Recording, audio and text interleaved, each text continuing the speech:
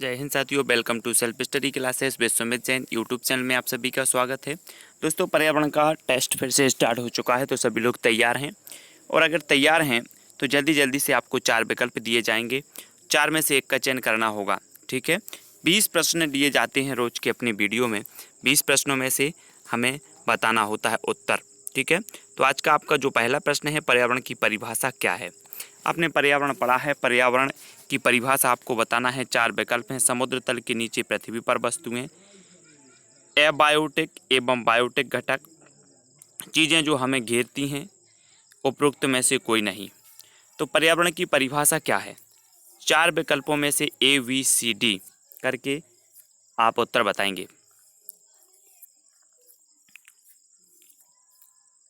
तब आपका बिल्कुल सही आंसर क्या हो जाएगा?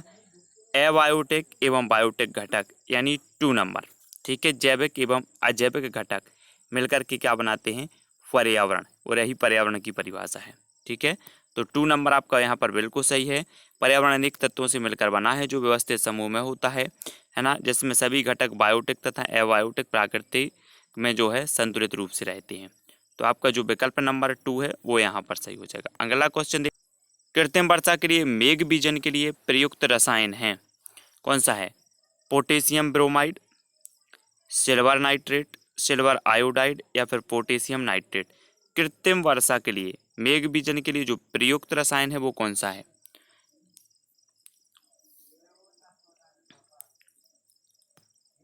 तब आपका बिल्कुल सही आंसर क्या होगा? सिल्वर आयोडाइड, यानी जो 3 नंबर है वो यहाँ पर सही हो जाएगा।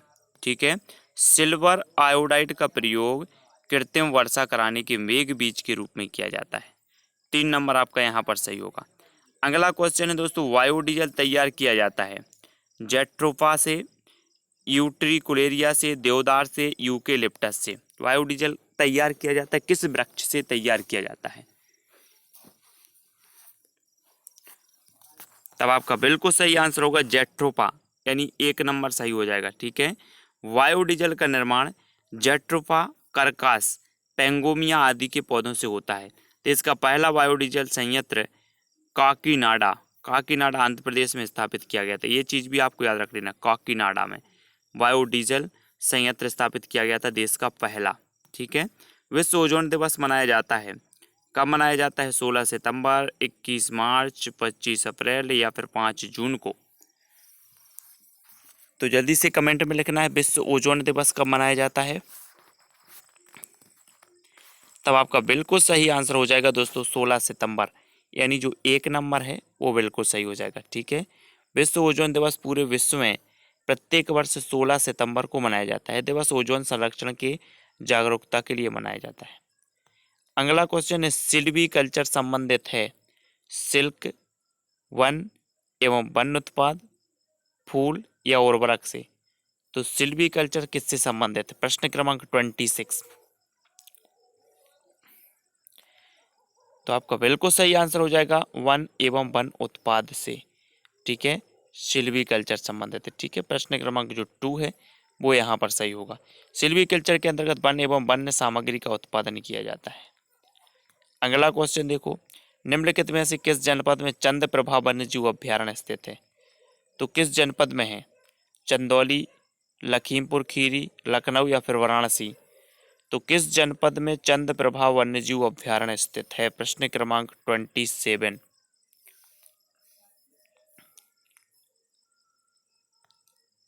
तब आपका बिल्कुल सही आंसर होगा चंदौली, चंदौली यानी 1 नंबर सही हो जाएगा। ठीक है, उत्तर प्रदेश के चंदौली जिला में चंद्रप्रभा वन्यजीव अभ्यारण्य स्थित है। चंद्रप्रभा वन्यजीव अभ्यारण्य की स्थापना 1957 में हुई थी। इस अभ्यारण्य में विभिन्न प्रकार के जीव जंतु पाए जाते हैं। 1957 में उत्तर प्रदेश के चंदौली जिला में है। ठीक है, निम्नलिखित में कौन द्वितीय श्रेणी का उपभोक्ता है? द्वितीय श्रेणी का बताना है, सांप, हाथी, शेर या फिर बकरी।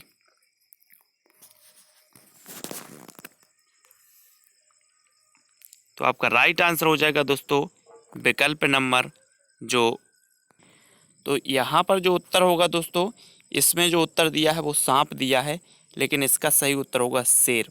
यहाँ पर देखते हैं आप कि सांप जो होता है वो प्रथम उपभोक्ता अर्थात मेंढक को खाता है, जबकि अगर शेर की बात करें तो शेर हिरन को खाता है, हिरन को खाता है, ठीक है। बकरी को भी खाता है, जबकि बकरी क्या है, प्रथम उपभोक्ता है और बकरी को सीधे शेर खा लेता है।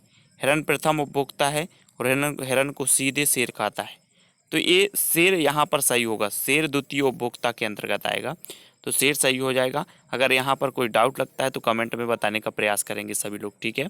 झूम खेती होती है बिहार में, केरल, मेघालय या तमिलनाडु में, तो कहाँ पर होती है? 4 विकल्पों में से चयन करना है। तो आपका राइट आंसर हो जाएगा 3, यानी मेघालय। झूम खेती होती है कहाँ पर? मेघालय में, ठीक है। अगला क्वेश्चन देखते हैं। झूम खेती पर्वतीय एवं पठारी क्षेत्रों पर की जाती है। यह अस्थायी कृषि पद्धति होती है तथा यह कृषि प्रायः पूर्वोत्तर भारत में की जाती है। मेघालय, नागालैंड, मणिपुर आदि प्रमुख राज्य झूम कृषि एक आदिम प्रकार की कृषि होती है, जिसमें पहले वृक्षों तथा वनस्पतियों को काटकर उन्हें जला दिया जाता है और साफ की गई भूमि पर पुराने उपकरणों से जुताई कर कृषि की जाती है। जैसे ही वहाँ मृदा से उर्वरता समाप्त होती है तो उस स्थान को छोड़कर दूसरे स्थान पर जाकर फिर प्रक्रिया दोहराई जाती है। विभिन्न प्रदेशों में इस झूम खेती को अलग अलग नाम से जाना जाता है, ये चीज़ भी ध्यान रखा। शुष्क बर्फ किसका ठोस रूप है? शुष्क बर्फ आपको बताना है ये किसका ठोस रूप है? कार्बन डाइऑक्साइड का, अमोनिया, नाइट्रोजन या फिर ऑक्सीजन।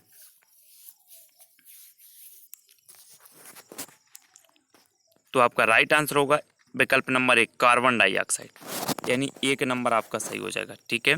शुष्क बर्फ कार्बन डाइऑक्साइड के ठोस रूप को कहते हैं। अगला क्वेश्चन है दोस्तों, लवण जो जल का अवशोषण करता है कहलाता है, क्या कहलाता है?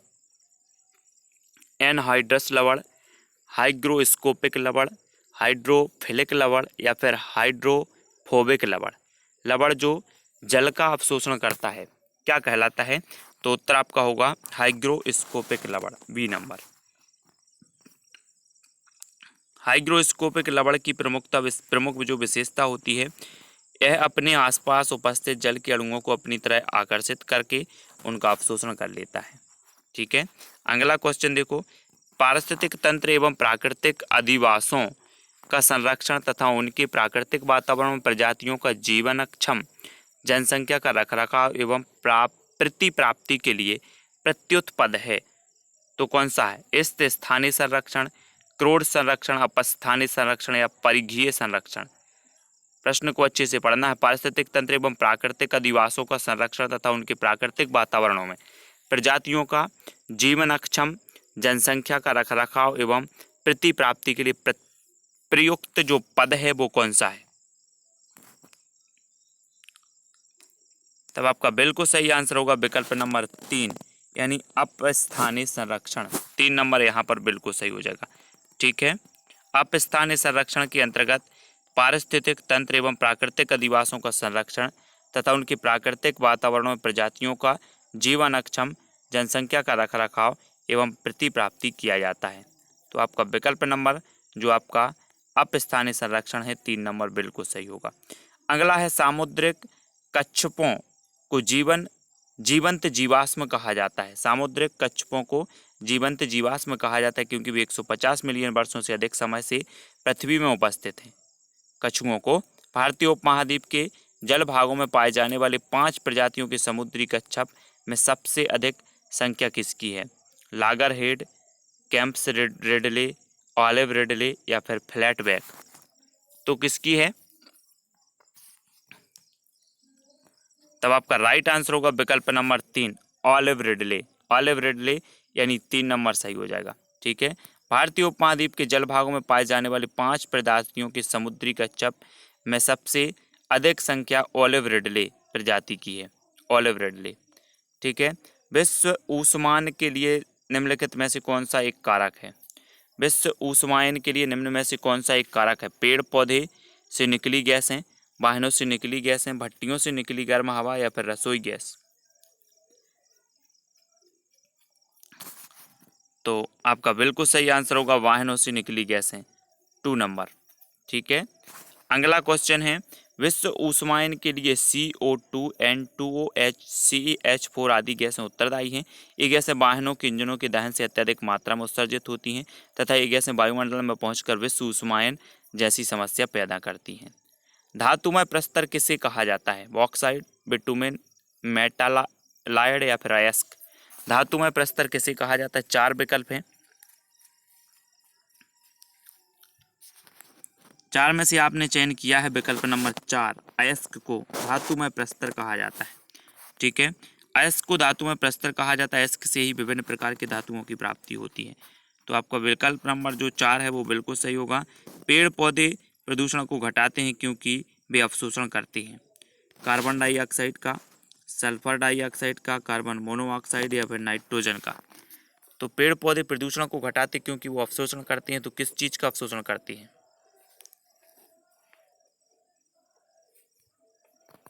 तब आपका बिल्कुल सही आंसर होगा कार्बन डाइऑक्साइड का। 1 नंबर बिल्कुल सही हो जाएगा। ठीक है, अगला क्वेश्चन है, पेड़ पौधे प्रदूषण को घटाते हैं क्योंकि कार्बन डाइऑक्साइड CO2 का अवशोषण करते हैं। भूकंप मापा जाता है डेसिबल में, बेफोर्ट पैमाने में, न्यूटन में या रिक्टर पैमाने में? तो किस में मापा जाता है? तब आपका बिल्कुल सही आंसर होगा विकल्प नंबर 4, रिक्टर पैमाने में। ठीक है, अगला है, भूकंप की तीव्रता मापने के लिए रिक्टर पैमाने का प्रयोग किया जाता है या रिक्टर पैमाना सीस्मोग्राफ यंत्र में लगा रहता है। महासागरों में जल स्तर वृद्धि का कारण क्या है? अत्यधिक वर्षा, ध्रुवीय प्रदेश में बर्फ का पिघलना, अम्ल वर्षा या उपरोक्त में से कोई नहीं। महासागरों में जल स्तर वृद्धि का कारण क्या है? प्रश्न क्रमांक 8 और राइट आंसर आपका क्या होगा? ध्रुवीय प्रदेश में बर्फ का पिघलना, 2 नंबर। ठीक है, वैश्विक ऊष्मन के प्रभाव से पृथ्वी का तापमान बढ़ रहा है तथा तापमान के बढ़ने से पहाड़ों तथा ध्रुवीय प्रदेशों में जमे बर्फ पिघलने लगे हैं, जिसके कारण पिघले हुए बर्फ के जल महासागरों में आ जाते हैं और महासागरों का जल स्तर बढ़ने लगता है। ठीक है, तो वातावरण में अत्यधिक हानिकारक सल्फर मिश्रित गैस कौन सी है? 4 विकल्प हैं। अत्यधिक हानिकारक सल्फर मिश्रित जो गैस है वो कौन सी है? H2S, SF6 या SO2? तो आपका बिल्कुल सही आंसर होगा SO2, यानी कि जो विकल्प नंबर 4 है वो सही हो जाएगा, सल्फर डाइऑक्साइड। ठीक है, वातावरण में अत्यधिक हानिकारक सल्फर गैस ऑक्साइड के रूप में मिलती है, वह गैस सल्फर डाइऑक्साइड यानी CO2 कहलाती है। ठीक है, वायु प्रदूषण को कम किया जा सकता है कैसे? मछलियों द्वारा, वृक्षों द्वारा, जंतुओं द्वारा या सूर्य के प्रकाश द्वारा? वायु प्रदूषण को किस प्रकार कम किया जा सकता है? तो आपका बिल्कुल सही आंसर होगा वृक्षों द्वारा, 2 नंबर सही हो जाएगा। ठीक है, वृक्षों द्वारा। कार्बन डाइऑक्साइड गैस के उत्सर्जन से वायु प्रदूषण में वृद्धि होती है। ठीक है, इस वृद्धि को वनीकरण वृक्षारोपण के द्वारा रोका जा सकता है क्योंकि वृक्ष कार्बन डाइऑक्साइड का अवशोषण करते हैं तथा ऑक्सीजन O2 का उत्सर्जन करते हैं। ठीक है, तो ये चीज़ आपको याद रखनी है। और यहाँ पर हमारे लगभग 20 प्रश्न जो हैं वो कंप्लीट होते हैं। वीडियो को सभी लोग लाइक करेंगे। शाम को 6:30 बजे इसी प्रकार से आपको रोज़ और निरंतर वीडियो मिलते रहेंगे। वीडियो को शेयर करें। ठीक है, और कहीं भी आपको कोई डाउट लगता है तो कमेंट के माध्यम से इंस्टाग्राम में आपको जुड़ने के लिए Sumit Jain self study classes search करना है।